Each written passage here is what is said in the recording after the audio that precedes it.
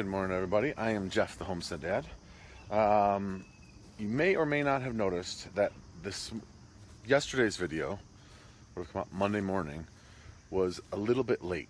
Normally, I set videos to go live at 8 o'clock weekday mornings and 9 or 9:30 Saturday and Sunday.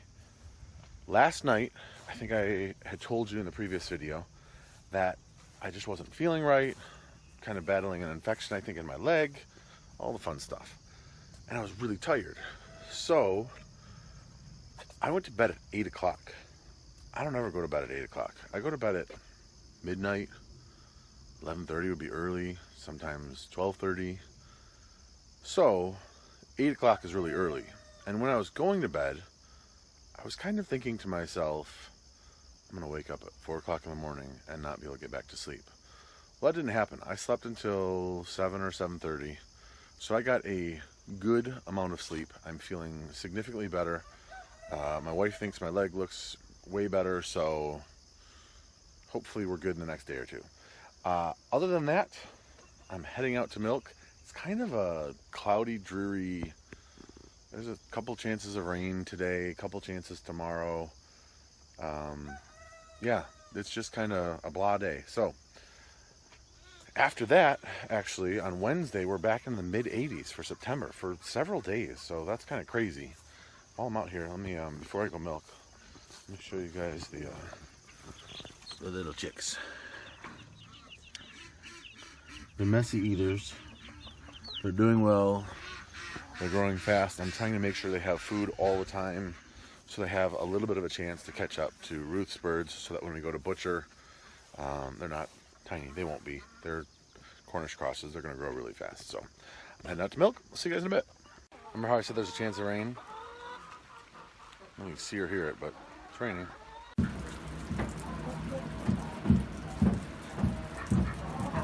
don't know the difference between chickens and ducks. And the chickens are like, dude, let's get undercover. And the ducks are like, hey guys, where are you going? It's really nice out. Me, I kind of side with the chickens. I don't want to get so wet. You guys can see that. It's raining pretty good out there. I've still got to go feed this milk to the pigs. So there's a high likelihood that I'm going to get soaked. Really, the rain doesn't bother me.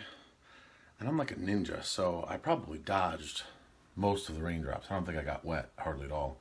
Maybe a little bit on my arms. But other than that, I think I stayed pretty dry. So this is all the water that I want to keep away from this side of the barn. That's why we're going to put gutters up there.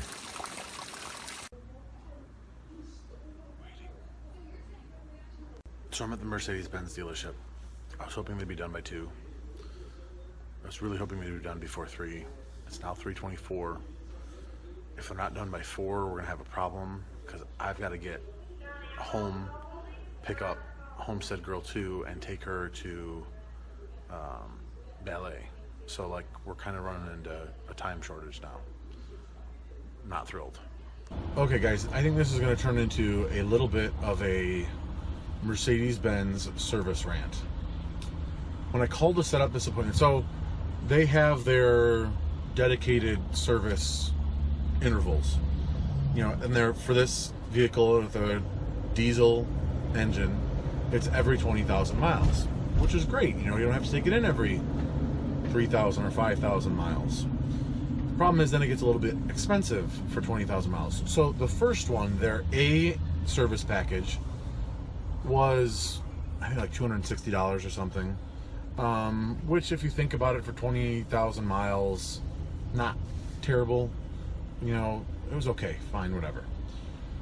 When I scheduled this appointment, they said they needed 4 to 5 hours in order to do the service. Well, Homestead Girl 2 has ballet in the evening on Monday. So I kind of did the time and I was like, okay, even if it takes 5 hours, I've got plenty of time to get home, get her, and get to ballet.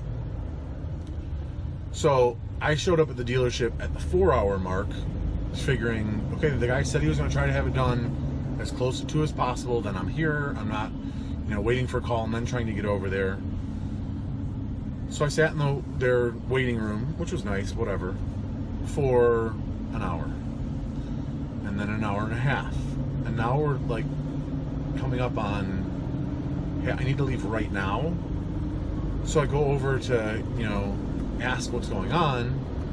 And the guy comes over and he's like, oh, sorry, I was out for a little bit and didn't get it so that they did it fast enough. I'm thinking, you knew what time it needed to be done.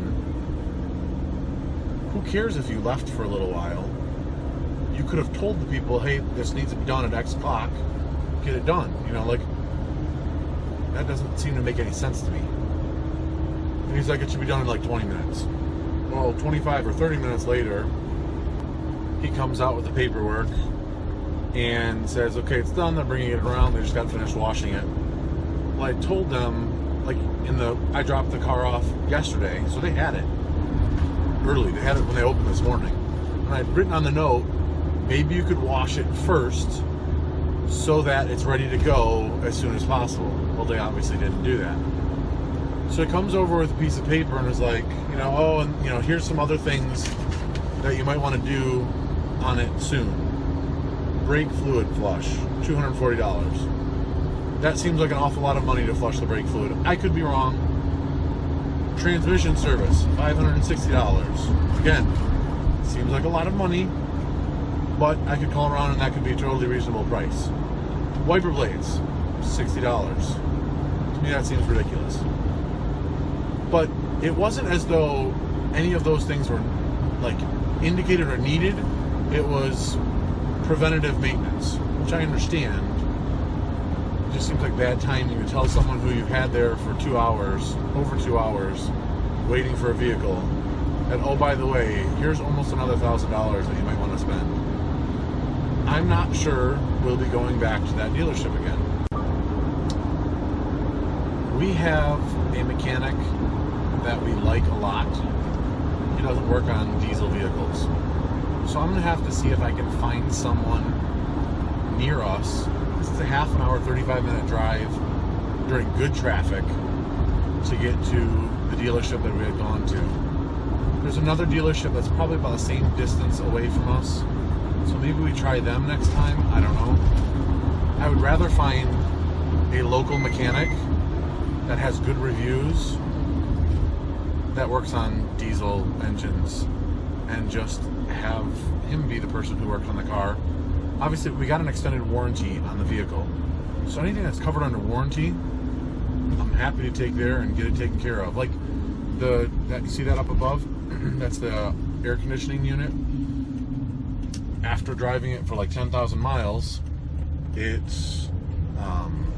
started leaking. Like it would rain, and it would rain in the car. So that was covered under warranty, which was great.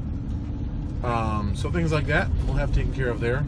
Otherwise, I'm not so sure. Probably won't make any decisions right now because I'm pretty ticked off. We're lucky that we have family around so that our daughter didn't have to miss dance. Her aunt took her, and I'm gonna go pick her up, but I'm just not real thrilled right now. So I'll check in with you guys in a bit. I have the beautiful ballerina with me. She just got done with her class. We're actually gonna head over to Costco and meet my wife and 4 of our other children. Homestead Boy 1 is at practice. Then we will head home. I'll milk the cow and come back out to pick him up. She did great at ballet, right, babe? Yes. Did you have fun? Yes. Awesome. We're gonna grab some dinner at Costco But too. I did So not get a sticker. you didn't get a sticker. That's all right. You don't need a sticker every day. And I'm not gonna rant, but there's no brats at Costco.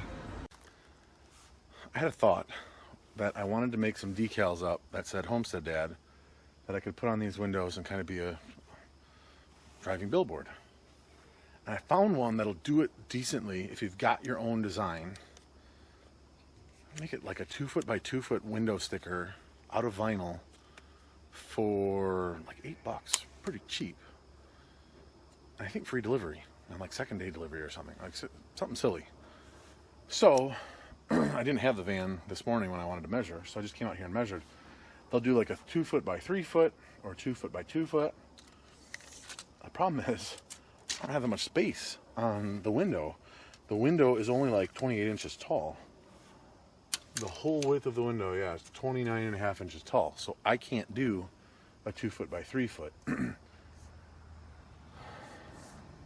So I could do a 2 foot by 2 foot. That would be, this is 2 feet wide here, and then this is 2 feet high.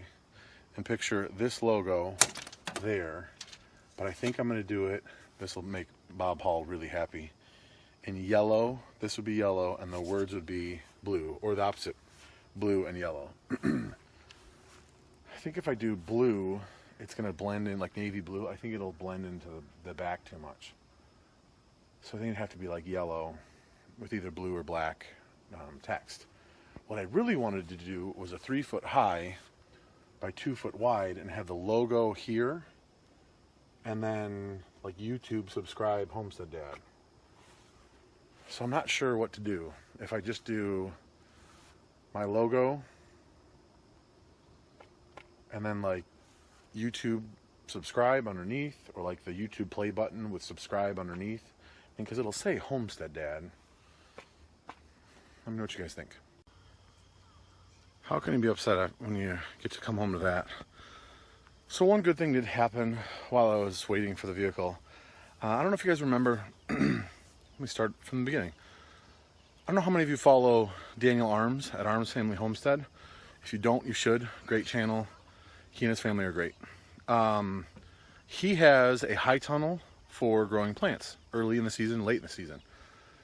And he got his through a grant from the NRCS. And in Oklahoma, when he applied, I don't think there was a waiting list. I think he just applied and got funded.